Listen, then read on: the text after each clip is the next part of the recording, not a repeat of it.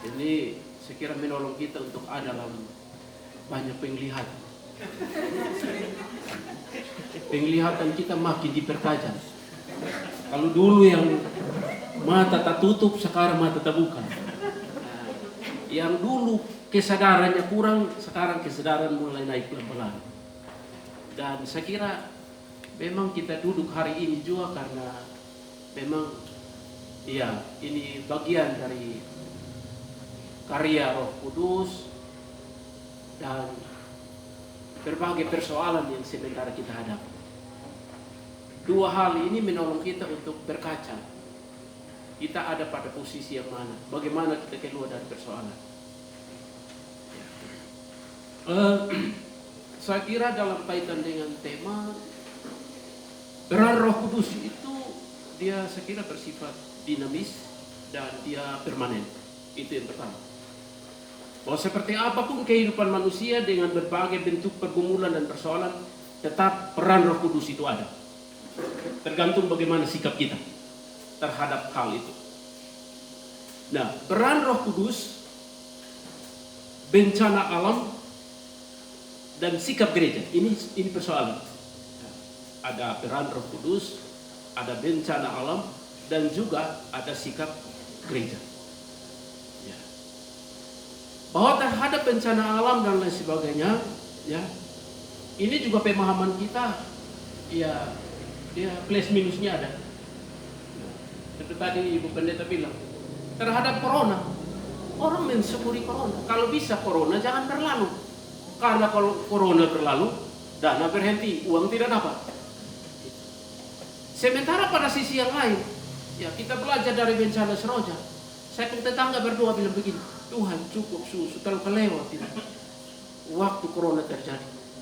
Ya, ini doa yang jujur, doa yang tulus. Nah, sikap kita terhadap bencana alam ini juga, ya ini plus dan minus. Ada yang menyadari itu, tetapi ada yang mensyukuri. Ya. Nah, sebagai gereja tentu kita berhadapan dengan dua hal ini. Ya, kita berhadapan dengan dua hal ini. Ya, katakanlah bencana kekeringan. Tapi cara bencana kekeringan lain sebagainya, orang tidak tahu menau dengan kekeringan. Yang dia tahu adalah air kurang. Tapi kenapa air kurang dia tidak telusur di sana? Ya. Sikap tebas bakar dan lain. Ini sampai saat ini belum bisa dihentikan. Pemahaman kita masih gagal soal ini. Ya. Kita mengatakan air kurang dan sebagainya. Tapi tiap hari di mana-mana sensor bunyi terus. Dia tidak pernah menanam, tapi dia tiap hari pohon rubuh di mana-mana. Kalau ini tidak disadari, ya peran Roh Kudus mau bekerja seperti apapun gagal. Gagal. Karena apa? Tidak didukung dengan sikap yang baik untuk menerima, terbuka terhadap ya peran Roh Kudus merubah kehidupan. Dan karena itu saya kira ini kembali pada sikap kita saja sebenarnya. Ya, bahwa bencana alam dan lain sebagainya ini mengajarkan kepada kita tentang sesuatu yang tidak beres dalam hidup manusia. Tapi kalau ini ya tidak disadari, ya, saya kira bukan saja tahun ini ada corona dan ada siklon Seroja. Ke depan pasti muncul lagi banyak hal yang lain. Kalau sikap kita hari ini salah, kalau kita tidak memulai sesuatu yang benar hari ini. Kita bicara kemiskinan. Ini orang miskin, ini dia ketawa satu RT dengar. Ini tidak ada beban hidup apa?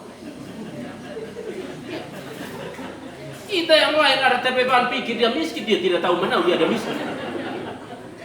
Ada pikul stigma kemiskinan, padahal dia sendiri tidak tahu. Tony Mubata sudah mati, padahal lupa tertawa satu hari. Ini orang bangun suka tahu. Siapa yang miskin? Pertanyaan kita. Nah karena itu kira-kira kita ini ya mau memahami kemiskinan ini sebenarnya dari sudut apa? Sudut apa? Karena kalau selagi banyak orang masih kemudian menggunakan isu kemiskinan untuk berkepentingan di dalam, ini juga gagal bersama kita. Ada orang yang karena dia punya kepentingan terhadap kemiskinan, ya kemiskinan satu orang dalam kampung dia bikin 10 orang. Kemiskinan 20 orang dia bikin 100 orang. Ini siapa yang salah? miskin ini, ya, dia tiap hari, ya, berdoa supaya bantuan datang terus. Pemerintah menolong dia dengan bantuan-bantuan ini terus disyukuri. Pada sisi yang lain, jam kerjanya tidak jelas. Punjung ke punsu tidak ada lagi. Coba kepilih pun ke pun. Sekarang dia main semprot-semprot saja. Sistem kerja yang baik seperti dulu sudah tidak ada sekarang. Dan kalau bantuan-bantuan ini jalan terus, saya kira memang pemerintah berkontribusi dalam kemiskinan itu. Kenapa? Karena bantuan tunai itu yang makin hari makin besar. Sementara pemberdayaan tidak jalan. Mental ketergantungannya makin hari makin tinggi. Dia tahu bahwa hari ini, minggu ini, beras akan turun. Ini yang dia hafal siang dan malam. Tapi dia tidak tahu kerja di kebun beres atau tidak. Dia tidak tahu dia sudah tanam pisang berapa pohon di kebun. Dia sudah tanam ubi berapa banyak. Dan ini dengan sendirinya berkontribusi pada akhirnya kita tiba pada kemiskinan yang ekstrim tadi. Sehingga kalau kita mengatakan kemiskinan ekstrim, saya kira semua berbenah lagi. Gereja juga berevaluasi diri, masyarakat berevaluasi, pemerintah juga berevaluasi.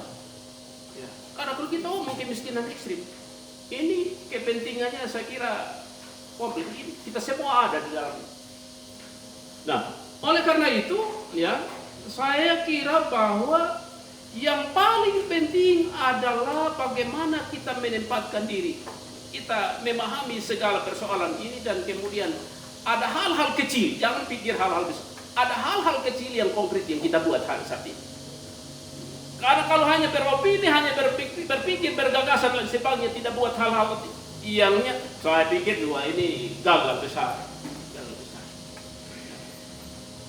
Nah, oleh karena itu, ya, saya kira tema hari ini memang buat kita terus terganggu, tersinggung, dan ya saya kira ini karena penglihatan kita makin tajam. Ya, jadi Ibu Pendeta, saya melihat bahwa penglihatan itu terlalu tajam. Dan luar biasa. Ya. Corona yang mempertajam penglihatan Ibu Pendeta. Ya, ini juga dampaknya besar untuk penglihatan kita. Yang tidak ada penglihatan sekarang sudah ada penglihatan. Nah, jadi kita bersyukur. Ya. Jadi saya kira terhadap tema ini terima kasih Pak Pendeta. Ini kita terbantu dengan karena lewat ini tema ada yang langsung kaget, ada yang seolah-olah mau kaget, tapi ada yang memang masih dalam masih dalam kita. Oke. Jadi saya kira bahwa tema ini sangat menolong kita untuk adalah pemahaman yang benar, bagaimana kita menempatkan diri, bagaimana kita memahami segala keadaan yang terjadi dengan sikap-sikap yang benar, dengan tindakan-tindakan yang benar, yang walaupun kecil, tetapi kita mau buat pada hari ini. Kita yakin bahwa itu akan membawa kita dalam satu perubahan besar ke depan. Tapi kalau kita sikapi semua ini secara salah, jangan mimpi, ya jangan heran ke depan pasti akan banyak persoalan pasti kita hadapi sebagai gereja, Nah, saya pikir seperti itu Pak Pendeta. Baik, terima kasih.